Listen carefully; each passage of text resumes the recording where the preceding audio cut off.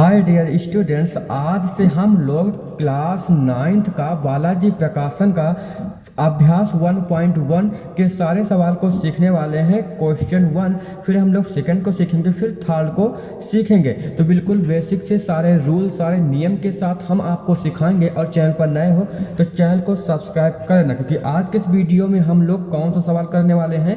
निम्नलिखित प्रत्येक परिमेय संख्या को दशमलव रूप में व्यक्त कीजिए। तो इसको दशमलव रूप में कैसे व्यक्त करना है तो बिल्कुल बेसिक से हम लोग सीखेंगे। तो चलिए दोस्तों, करते हैं वीडियो को स्टार्ट। तो दोस्तों, पहला क्वेश्चन हम लोग का क्या है, 8/45 कितना है, 8/45। तो दोस्तों यहाँ पर आपको क्या करना है, जो ये 8 पर जो 45 होता है उसको कुछ इस प्रकार से लिखा जाता है, 8/45। ठीक है। तो ये जो नीचे वाली जो संख्या होती है इसको क्या बोलते हैं, हर, और इसको क्या बोलते हैं, अंश। इसको क्या बोलते हैं, अंश, और इसको बोलते हैं हर। ये चीज़ आपको समझ में आ गया।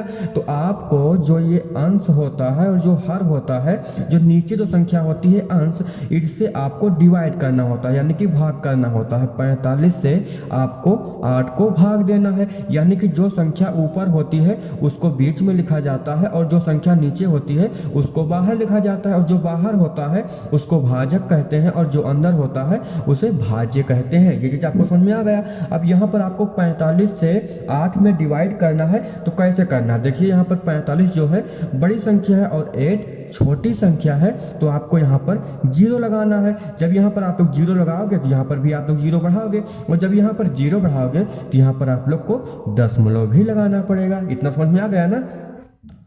अगर यहाँ पर 0 बढ़ाओगे तो यहाँ पर आपको दशमलव लगाना है। उसके बाद अब आपको 45 का टेबल पढ़ना है, यानी कि 45 का पहाड़ा पढ़ना है कि 80 से ज़्यादा ना जाए। तो 45 होगा 90, लेकिन हमको 80 से कम लाना है। तो 45 से कम 45 हम लोग कर लेते हैं, 45 से कम 45। अब इसको हम लोग माइनस कर लेंगे।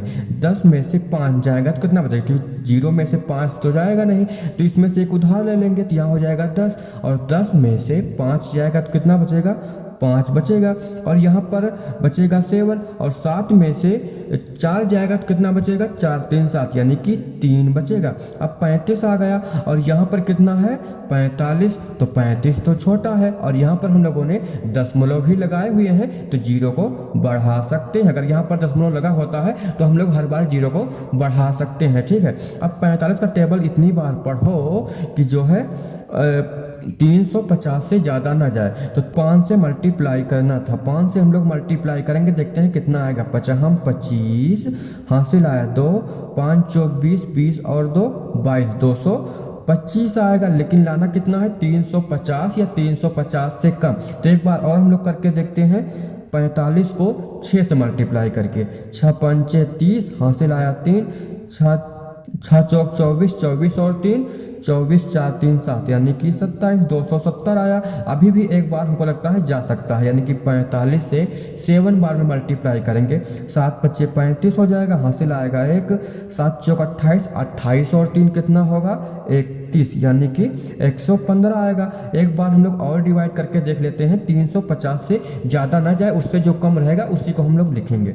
तो 45 को 8 बार मल्टीप्लाई करते हैं, 8 5 40, हासिल आया 4, 8 चौक 32, 32 और 4 कितना होगा, 36 होगा, 360 हो जाएगा। जो छोटा होगा उसी को तो हम लोग लिखेंगे, तो यहाँ पर हम लोग 7 लिखेंगे, यानी कि 45 सत्ते कितना होगा, 315, कितना होगा, 315। अब इसको हम लोग माइनस कर लेंगे। 10 में से 5 जाएगा तो 5 बचेगा, 4 में से 1 जाएगा तो कितना बचेगा, 3 बचेगा, और 3 में से 3 जाएगा तो 0 बचेगा। फिर यहाँ पर 0 आ जाएगा। अब यहाँ पर 350 था, यहाँ पर भी 350 था। फिर हम लोग 7 बार ले जाएंगे तो फिर यही चीज़ आएगा, 7 बार ले जाएंगे तो कितना आएगा, 315। फिर इसको माइनस करेंगे, फिर वही चीज़ आएगा। 10 में से 5 जाएगा तो 5 बचेगा, 4 में से 1 जाएगा तो 3 बचेगा, 3 में से 3 जाएगा 0 बचेगा। यहाँ पर दशमलव लगा है तो 0 हम लोग बढ़ा सकते हैं। तो यानी कि हम लोग का क्या आंसर आएगा, 0.17, क्योंकि 7 को बार बार आएगा, तो 7 पर हम लोग बार लगा लेंगे। तो इसका आंसर कितना आएगा, 0.17। 7 पर हम लोग बार लगाएंगे क्योंकि 7 बार बार आएगा। तो यहाँ पर हम लोग देख लेते हैं आंसर आया है या नहीं। तो हाँ भाई 0.17 आंसर आया हुआ है। अब हम लोग दूसरा सवाल करते हैं। दूसरा सवाल कैसे करना है, फिर उसी प्रकार से आपको उतारना है। जो नीचे संख्या होती है यानी कि 1/7 ऐसे हो गया सवाल, 1/7 ही तो लिखा है। तो यहाँ पर आपको क्या करना है, जो नीचे संख्या होती है और जो ऊपर संख्या होती है तो क्या किया जाता है, जो नीचे जो संख्या होती है उससे डिवाइड किया जाता है। तो 7 से डिवाइड करना है 1 में, तो यहाँ पर हम लोग ऐसे करेंगे। उसके बाद क्या करना है, यहाँ पर 1 है तो 7 से टेबल में 1 तो जाएगा नहीं, तो 0 बार में जाएगा। अब यहाँ पर 0 जब बढ़ाना ही है तो यहाँ पर हमको दशमलव लगाना पड़ेगा।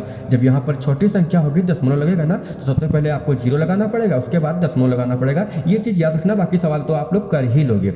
7 का टेबल पढ़ो कि 10 से ज़्यादा ना जाए, तो 7 कम 7 हो जाएगा। अब इसको माइनस कर लेते हैं, 10 में से 7 जाएगा तो कितना बचेगा, 3 बचेगा। और यहाँ पर हम लोग दशमलव लगाए हुए हैं तो 0 को बढ़ा सकते हैं। अब 7 का टेबल पढ़ो कि 30 से ज़्यादा ना जाए, तो 7 चौक 28, 4 बार में जाएगा, यहाँ पर आ जाएगा 28। उसके बाद 10 में से 8 जाएगा, 2 बचेगा। 3 में से, तो यहाँ पर हमने एक उधार ले लिया था, तो यहाँ हो गया था 10, 10 में से 8 गया तो 2 बचा, और 2 में से 2 जाएगा तो 0 बचेगा। अब यहाँ पॉइंट लगा है तो हम लोग 0 को बढ़ा सकते हैं। अब 7 का टेबल पढ़ेंगे कि 20 से ज़्यादा ना जाए, तो 7 का 7, 7 दून 14, 7 त्रिक 21 हो जाएगा, तो 7 दून 14। अब इसको फिर माइनस कर लेंगे, यहाँ पर आएगा कितना, 10 में से 4 जाएगा तो बचेगा 6, 1 में से 1 जाएगा तो 0। यहाँ पर दशमलव लगाए हुए हैं तो 0 को बढ़ा सकते हैं। उसके बाद 7 का टेबल पढ़ो कि 60 से ज़्यादा न जाए, तो 7 9 63 हो जाएगा, 7 8 56।